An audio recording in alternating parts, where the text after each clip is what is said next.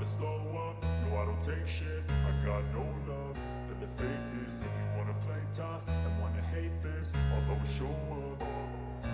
I don't ever slow up, no I don't take shit. I got no love for the fakeness. If you wanna play tough and wanna hate this, I'll always show up and make a statement. I don't ever slow up, no I don't take shit. I got no love for the fakeness. If you wanna play tough and wanna hate this, I'll always show up and make a statement. Everything. Sebagai rekrutan baru di tim satelit Ducati, Marc Marquez tentu menemui beberapa kesulitan dalam proses adaptasinya dengan motor baru.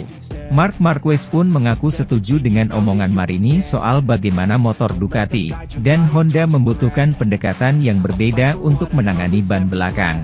Pembalap asal Spanyol itu pun mengakui bahwa dia masih kerap mengendarai motor Ducati layaknya motor Honda. Hal itu ternyata kurang efektif dan dia harus segera menghapus kebiasaan tersebut. Tapi, tentu mengubah kebiasaan yang sudah dilakukannya selama 11 tahun tak bakal mudah. Walau begitu, ia tetap harus mencobanya untuk tampil lebih baik. Sangat setuju. Benar-benar berbeda, cara menggunakan ban belakang, kata Marquez setelah hari kedua tes di Sepang. Untuk alasan itu, saya masih mengendarai Ducati seperti Honda. Di Valencia, saya baik-baik saja. Tapi di sini, tidak. Saya harus menghilangkan kebiasaan selama 11 tahun dengan satu motor. Ini sulit. Terutama ketika Anda berada dalam ritme, itu lebih mudah, karena Anda memiliki lebih banyak waktu. Pada time attack, Anda tidak berpikir. Anda hanya mengandalkan insting. Jika saya mengendarai motor dengan insting, saya mengendarainya seperti Honda. Itu bukan cara terbaik untuk mengendarai motor ini, selangkah demi selangkah ini sebuah proses, terang Marquez. Terlepas dari itu, Marquez diketahui berada di posisi ke-14 pada hari tes kedua di Sepang. Ia mencatatkan waktu 0,984 lebih lambat dari Enea Bastianini yang memimpin catatan waktu dengan 1 menit 57,134 detik. Di sisi lain, Marc Marquez memberikan tanggapan bagi mereka yang menganggap dirinya takkan sukses bersama Ducati pada MotoGP 2024. Tes pramusim MotoGP 2024 yang digelar di sirkuit Sepang, Malaysia menjadi kesempatan lain bagi Marc Marquez untuk beradaptasi.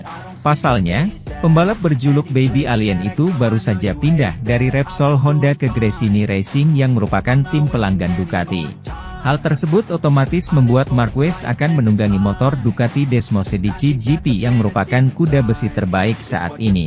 Sementara itu, pembalap Ducati, Enea Bastianini, melakukan serangan di menit-menit akhir untuk mengudeta Jorge Martin dari puncak tabel waktu tes MotoGP di Sepang, Rabu, 7 Februari 2024. Pada sesi pagi, Martin, yang memimpin aksi hari pertama, mempertajam torehannya dengan waktu 1:57.273, menangkis tantangan dari pembalap KTM, Brad Binder.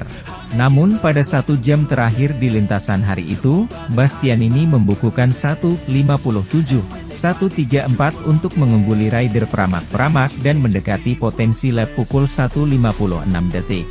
Binder menempati posisi ketiga secara keseluruhan di depan Aleix Espargaro dari Aprilia dan juara dunia Francesco Bagnaia. Fabio Di Giannantonio menempati P6 saat ia beradaptasi dengan kehidupan di skuad PR46 Ducati, dengan Alex Marquez berada di urutan ke-7 untuk Gresini.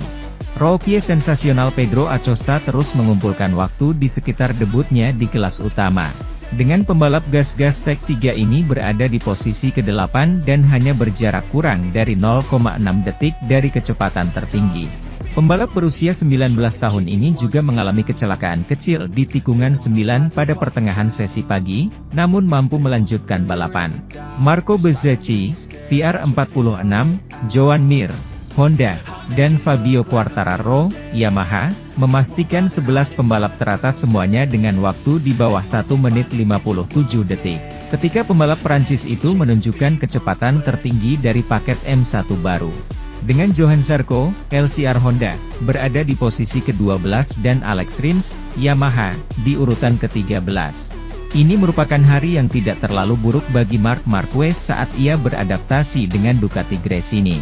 Catatan waktu terbaik pembalap asal Spanyol ini adalah 1 menit 58,118 detik, yang membuatnya terpaut hampir 1 detik dari torehan tercepat. Marc Marquez membuat langkah maju yang penting pada hari ketiga tes pramusim MotoGP di Sepang dengan Ducati Desmosedici GP23, pada hari efektif keduanya, di mana ia finish di urutan ke-6 tercepat. Juara dunia MotoGP 6 kali, di musim pertamanya setelah meninggalkan Honda, menyelesaikan tes Sepang dengan sangat baik. Pada hari pertama, ia harus kembali ke pit box sebanyak 4 kali karena adanya kerusakan. Kami mengalami semua masalah yang mungkin terjadi, katanya. Meskipun demikian, pada sore harinya, ia mampu menyelesaikan hari yang layak. Ia melalap 47 lap dan putaran tercepat 1:58.621 yang menempatkannya di urutan ke-9. Pada Rabu, tanpa masalah teknis, pembalap Gresini Racing itu mampu melibas 72 lap dengan Ducati GP23. Meskipun dia meningkatkan putaran tercepatnya menjadi 1:58.118. Faktanya adalah bahwa eskalasi para pesaing membuatnya turun ke P14 yang memicu beberapa lonceng peringatan di antara para orang yang tidak percaya. Kamis, 8 Februari 2024, pada hari ketiga, Marquez membuat langkah maju yang jelas. Dia menyelesaikan 54 lap, 173 lap dalam 3 hari, dan mencatatkan waktu 1:57.270, tercepat ke-6, hanya kalah dari Francesco Bagnaia, Jorge Martin dan Enea Bastianini, adiknya Alex Marquez, posisi keempat, dan pembalap Aprilia, Aleix Espargaro. Ada gap lebih dari setengah detik antara pembalap 93 dengan rekor 1:56.682 milik Bagnaia. Saya puas dengan tes ini, karena perkembangannya positif.